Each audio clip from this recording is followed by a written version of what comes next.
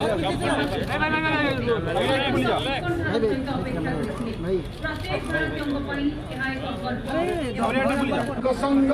कहानी विषय कहिले धन्यवाद। संघर्ष what he told about the how he नवीन चिंतन महोदय वाइस प्रेसिडेंट सम्मान्य से परे है सैफरन कलर बहुत पहले आपण मानकर उपस्थिति आम समस्त प्रेरणार उत्स एही परिप्रेक्षी एक छोटिया उपहार आम समस्त भल पाइबा श्रद्धा एवं समस्त अनुरोध करुच्ची गोटे जोरदार करताड़ी दिंतु फ्लैग फाउंडेशन ऑफ इंडिया तरफ श्रद्धार स्वरूप सम्मानर स्वरूप token of appreciation and respect आम यही छोटिया उपहार टी प्रदान करुछु। वर्तमान मो अनुरोध करुछि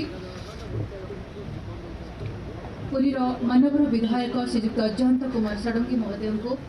आज कार्यक्रम जो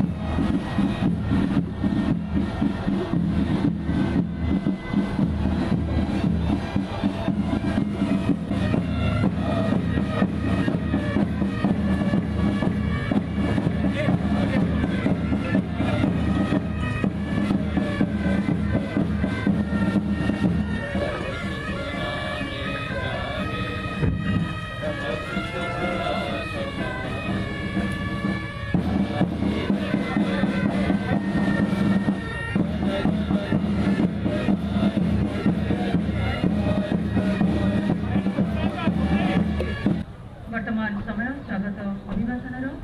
now I invite mister Prashant मदरकर,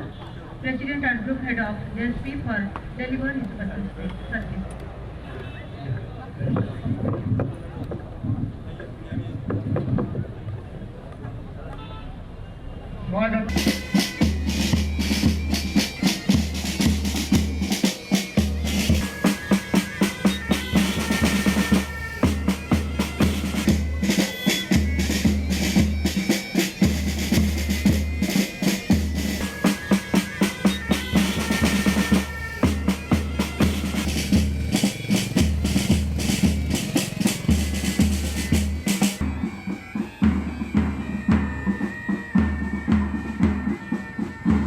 अगर आपको अच्छा लगे तो एक तिरंगा ड्रैगन को भेज दीजिए। बस इतना ही बोलना है, और क्या बोलेंगे। नवीन जी,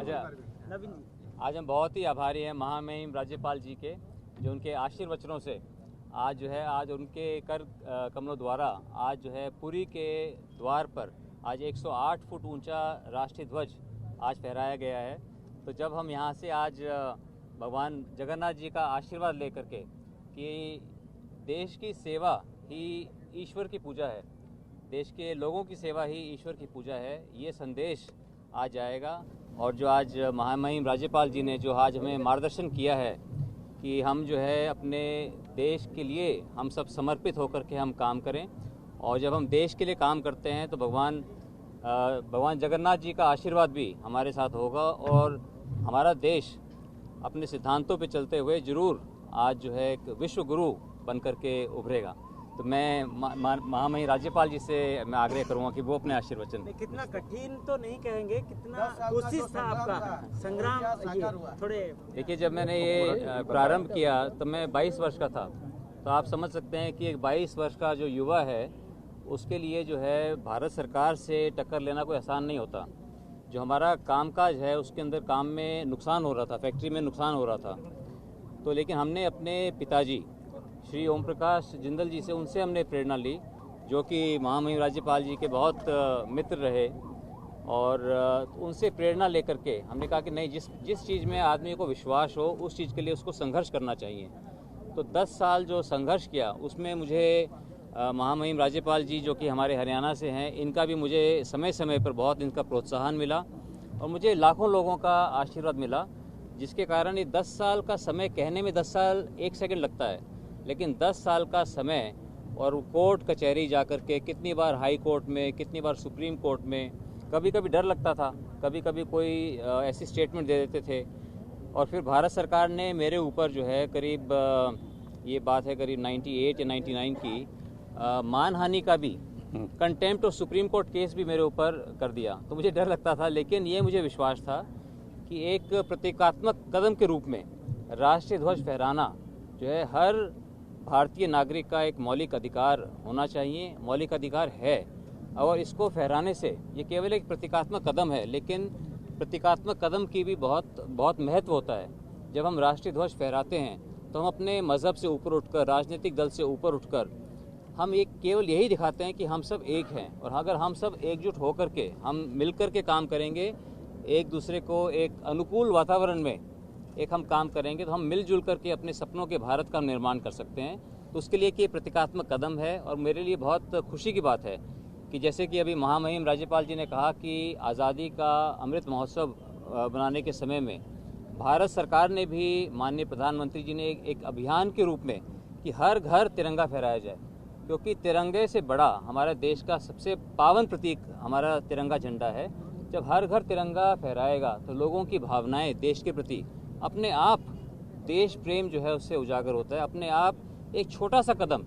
जो है देशभक्ति की ओर, अपने सपनों के भारत बनाने की ओर हम लेते हैं। तो इसलिए एक देश में बहुत अच्छा एक वातावरण है, उड़ीसा के अंदर जो है बहुत अच्छा वातावरण है, और पूरे देश के अंदर जैसे मैंने कहा कि आज जो है हमारे देश के अंदर दुनिया में किसी भी देश के मुकाबले में जैसे ऊंचे ऊंचे झंडे, विशालकाय झंडे, मॉन्यूमेंटल फ्लैग आज 700 से अधिक आज देश में लग गए हैं। करीब 125 के करीब फ्लैग फाउंडेशन ने लगाए, और बाकी सब लोगों ने इसमें मिलजुल करके, उत्साह लेकर के, सरकारों ने, यूनिवर्सिटीज़ ने, सब ने मिलजुल करके जगह जगह जो है झंडे लगाए हैं। और ये केवल यही दर्शाता है कि सब जितने भी देशवासी हैं, सबका मकसद एक ही है कि हमारा देश आगे बढ़े। तो इसको जो है और इसको हमको निरंतर बढ़ाना है, और आप सब लोग यहाँ पर आप आए, आपने मीडिया के इतने साथी आए, इतने आज हज़ारों लोग आज यहाँ महामहिम राज्यपाल जी को सुनने के लिए आए, मैं सभी का मैं बहुत बहुत आभार व्यक्त करता हूँ। धन्यवाद। राज्यपाल ये तो धर्मा ततो जया, लिखा हुआ सत्यमेव जयते। इसका मतलब है सत्य को परेशान तो हो सकता है पर पराजित नहीं हो सकता। ये आप हमसे सीख सकते हैं, नवीन जी जिंदल से। परेशान तो हो सकते हैं पर पराजित नहीं हो सकते। लेकिन विडंबना ये है कि सत्यमेव जयते, सत्यमेव जयते लिखा है, और सत्य के खिलाफ ही आप लड़ाई लड़ रहे हैं सरकार, और 10 वर्ष तक लड़ना पड़ा एक बालक को। लेकिन बालक भी वास्तव में चाइल्ड ऑफ जगन्नाथ था, इसलिए लड़ने का था और जीतने का था। तो कुल मिलाकर आज का जो मैसेज है वो ये है कि भारत विश्व वंदनीय बनने जा रहा है, और इसमें आप सबका सहयोग अपेक्षित है। जातीय पताका आज नवीन जिंदल और सालू जिंदल जो आज प्रतिष्ठा कले, मुझे धन्यवाद देवी। महामहिम राज्यपाल महोदय हाथ में आज ये पवित्र कार्य, महान कार्य को संपादन करते, मुझे अनेक अनेक धन्यवाद देवी। जिला प्रशासन को कहबी यार केमिति मेंटेनेंस हम, से तांकर जो फ्लैग फाउंडेशन अच्छी ता सहित कथबार्ता करी यार केमिति मेंटेनेंस हम, प्रत्येक दिन एक रक्षणाबेक्षण हम एवं यार महत्व रहिबो, ठीक समय अवतरण हो महत् कार्य को जिला प्रशासन फ्लैग फाउंडेशन संगे कथबार्ता करी मेंटेनेंस करेंगे। आज हो गला ठीक अच्छी, किंतु ये केंद्र मेंटेनेंस हम, यही अंचल बासिंदा मान दायित्व आज गढ़ा गला किंतु ये अंचल पंचायत जो बासिंदा माने अछंती सरपंच नोमिनी वार्ड मेंबर